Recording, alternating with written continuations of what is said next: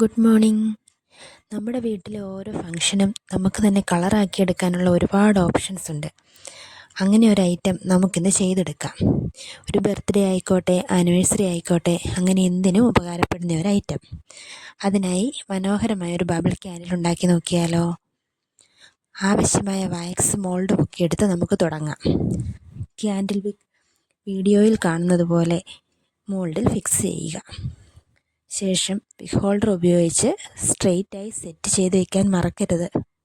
Melt ചെയ്ത് wax ഒഴിക്കുമ്പോൾ വിക്ക് ചെരിഞ്ഞു പോകരുതല്ലോ.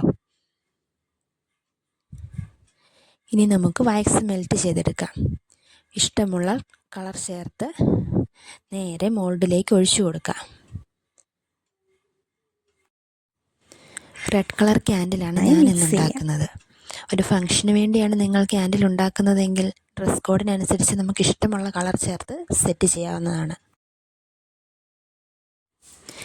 ക്യാൻഡിൽ വിക്ക് സ്ട്രെയിറ്റ് ചെയ്ത് വെച്ച് നേരെ മെൽറ്റ് ചെയ്ത് വാക്സ് മോൾഡിലേക്ക് ഒഴിച്ചു കൊടുക്കാം.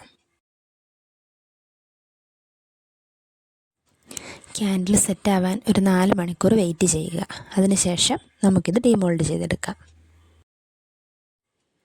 മനോഹരമായ ബബിൾ ക്യാൻഡിൽ റെഡി. ഈ ക്യാൻഡിൽ ഇഷ്ടപ്പെട്ടെങ്കിൽ ലൈക്കും സബ്സ്ക്രൈബും ചെയ്ത് സപ്പോർട്ട് ചെയ്യുമല്ലോ.